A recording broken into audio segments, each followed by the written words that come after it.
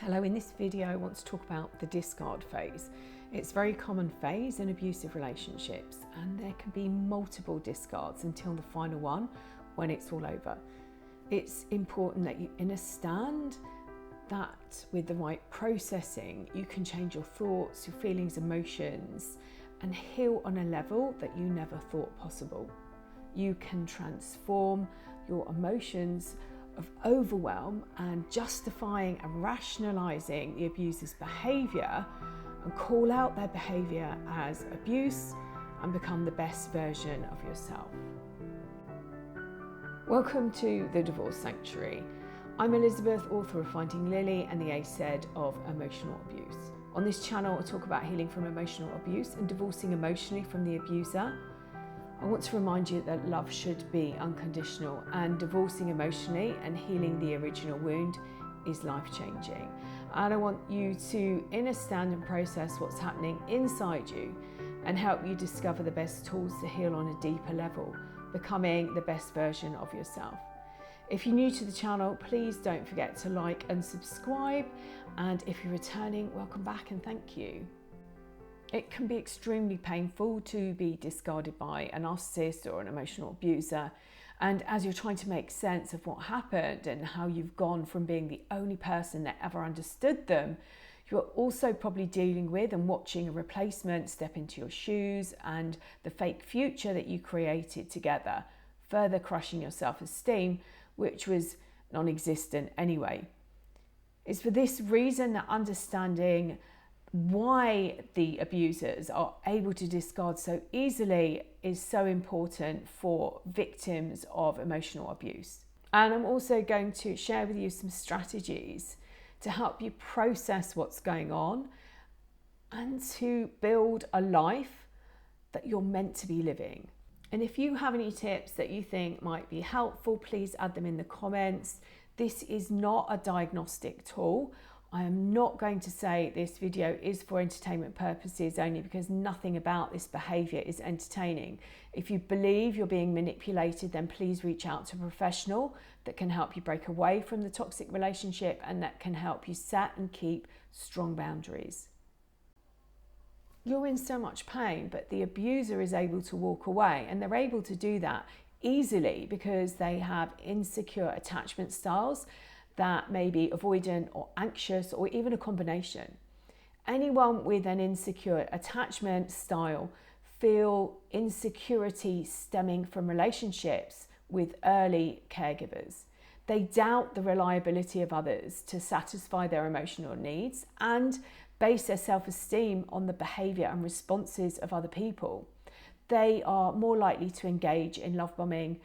An anxious attachment style arises during childhood when parents are present and then suddenly absent, and it might be physically or emotionally. And the attachment style, or the term attachment style, is used to describe the way we interact with other people, both emotionally and physically. It originates from the attachment theory, which focuses our relationships with our primary caregivers as children and how we respond when we're separated from them. A young child who has a secure attachment will be sad when they're separated from their primary caregiver and happy when the caregiver returns. Insecure attachment styles stem from negative experiences during childhood. There are different types of insecure attachment, all of which present with different behaviours when a person grows into an adult. Avoidance will cause a person to be overly independent and avoid intimacy. So children who possess an anxious attachment style will be upset, separated from their caregiver, emotionally or physically, and they will struggle with processing their thoughts and their feelings, emotions. And they're caught between being happy that the caregiver is back and wanting to punish them for leaving. Children with insecure avoidant attachment fail to greet or approach their caregiver. They might appear oblivious to their return, and they may focus on toys or whatever is going on with that situation, essentially avoiding the caregiver. And these attachment styles go into adulthood. So people with an insecure attachment style may be highly critical of others, communicate poorly or not at all. They play a passive role in a relationship or fearful of commitment. They get attention through extreme measures. It's common knowledge that narcissistic personality types have a fear of rejection and abandonment. They have an incessant need for validation and admiration and reassurance. They're actually terrified of thoughts, feelings, and emotions. They have poor boundaries and they portray themselves as independent, superior, and successful. And you're possibly at the point where your self-esteem has been completely destroyed, you've got no closure, and you're unable to move forward and heal. The cycle of abuse created a pattern which you got addicted to. And part of that pattern was that they came back and you forgave them and they moved you into the idealization stage. But here you're stuck. They haven't come back this time and you're hanging, and there was nothing from them closing the relationship. There are so many questions that torment you and you may feel the need to reach out to them. Your emotions swinging back and forth like a pendulum. One moment you can see what they did and who they were or are, and the next you remember the good times, and these overshadow the abuse. And the abuser can discard easily because they objectify their partners. They wear a mask and portray themselves as independent. However, the reality is they're afraid of emotions, intimacy, and emotional closeness. They believe they found the perfect partner when they met you, but their demands drain you of everything from your time and energy to your money. And they get frustrated when their needs are no longer being met. After all, you can't drink from an empty cup. And they go off and they seek out someone else who can fulfill the role that you were allocated. They can discard you easily because you were an object and there was no attachment formed. A relationship to the abuser represents everything that scares them. They require trust, maturity, vulnerability, honesty, emotional closeness, sacrifices, and respect. So in the eyes of an abuser, a relationship is transactional. They're looking for validation, admiration, and reassurance, also known as narcissistic supply. And they need this from everybody who is in their life. Each person will have a value and is expected to fulfill their needs. If they don't, they're cast aside and discarded. It's believed that narcissism originates from an unhealthy, abusive upbringing with the primary caregivers who are probably unavailable, unresponsive, and inconsistent. These types of caregivers are unable to mirror the child's thoughts, feelings, emotions, and needs. And that means that the child doesn't get the validation, admiration, or reassurance that they need to develop a sense of self. And please remember, a diagnosis of narcissism comes from a mental health professional, which is why I refer to these relationships as emotionally abusive. So these children develop a belief that their true identity isn't good enough, and they then turn to their external environment for the validation, admiration, and reassurance that they actually need. And when the child receives that validation, admiration, and reassurance, it actually reinforces their thought system that they aren't good enough, and in turn causes them to develop a deep-rooted hatred for their true identity, believing that they're unlovable, inadequate, abandoning themselves. The environment they grew up in destroyed their cognitive development, leaving them emotionally stunted and incapable of regulating their emotions. And so they create a false sense of self. So during the idealization stage, when they received the validation, admiration, and reassurance from you, they used it to suppress their true identity and all of their negative emotions and create a new persona. This is the mask. They weren't emotionally invested in you or the relationship. You were a source of supply, keeping their lives going. And for this reason, they can discard you so easily. So when you don't fulfill their needs, they discard you for someone or something that can. And they feed their sense of superiority by seeing others that they see as worse off than themselves or below them. They feel superior, and they might reach out and try and help them, which feeds their grandiose sense of self, their specialness, their uniqueness. And these are all squashing down their negative thoughts and emotions that they battle on a daily basis.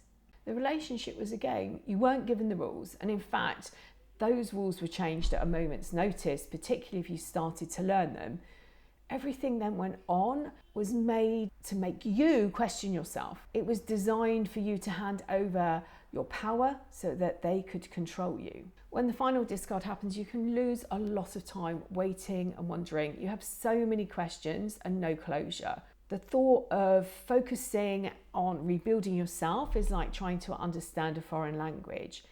Educate yourself to understand what's happening. Don't go too far down the rabbit holes and get lost in the warren, transferring one addiction for another. The abuser does to you what they fear the most. Their actions create power and control, abandoning you, squashing down the monsters who live inside them, as now you are the one who's unlovable, unwanted, and disgusting. You don't or didn't live up to their expectations, and for that they're going to punish you, and they will have met someone else now who is fulfilling those needs. They have created a new persona for them, and you might have noticed they have changed. It might be the language they used, or the hobbies that they're interested in, or they may have changed the way they dress, they walk, they talk. They will make you question yourself, and they'll tell everyone that they think that you're crazy, insecure, or insert the appropriate word that you heard, smearing your character. To start to take control of your emotions, this might be a final discard or it might be a cyclical one. They are going to expect you to react. You've reacted when they've done this before, and this is what they're expecting, or worse than before, because each time they do it, the bond is getting stronger and the craving hurts a bit more. So they'll be waiting for you to reach out. This is about power and control, and they're always looking to validate how powerful they are. The craving for their attention is going to be huge. And you can use techniques like breathing, box breathing, and grounding to help you. And when you want to reach out, reach in and ask who wants the attention and what do you need. It's about processing what's been going on. Trust your intuition. You probably saw the red flags during the relationship, but the abuser possibly told you, more than likely told you your intuition was wrong. You misunderstood a situation or what was happening or what was being said. They use gaslighting to undermine you and to confuse you and to get you to question everything. Start playing with your intuition, checking in with your body, and start to trust it again. You knew something didn't feel right. You turned it off, believing someone who doesn't know you as well as you know yourself. Start with little things. You might crave a food or a drink or feel the need to go to a place. Try and act on these if you can and see what happens. These relationships are traumatic and you need to process what's been going on. You need to process what's real and what you were told was real. You can help yourself by creating routines which show your body that's in a safe space. These types of relationships, it's quite common to come out and experience complex post-traumatic stress disorder. So find ways of calming down your body, create morning and evening routines if you can. It helps you with trauma. You might also suffer with adrenal fatigue, and you might find that sleep evades you at night and you have low energy during the day. So create routines that will allow your mind and body to feel safe.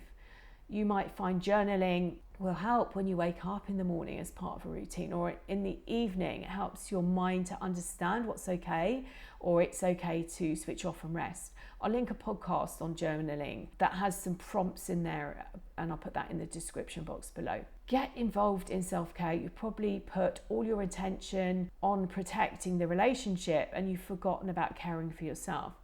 You possibly look in the mirror and don't even recognize the person staring back. That's if you have the courage to look.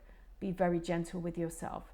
Create space. A huge hole has been left. Utilize that time to nurture yourself, to journal, to eat good food. Introduce meditation if you don't already, and increase your water intake and gentle exercise like a walk in nature. Make sure you're grounding yourself enough. And if they try to hoover and are successful, don't beat yourself up. They will be remorseful and promise to change, and you'll have found yourself in a safe environment that you're used to. We have a fear built in about rejection from our tribe. So when you're ready, and this is finally it, find a tribe who know how to support you through this. Set boundaries and make sure you stick to them. Take a bath, sit on your phone, breathe through the pain or cry it out until you have nothing left. It does get easier, I promise. Find some grounding and breathing exercises and have honest conversations with yourself. You will get through this. On average, people return to abusive relationships 7 to 8 times. It's like an addiction. But what people don't realise is it actually is an addiction. If you found this video helpful in some way, please like, share and subscribe. I will put my course or link my course. It stops here, it stops now. So many different techniques that help you through this process, particularly with having honest conversations with yourself and being your own best friend, and sending you loads and loads of love.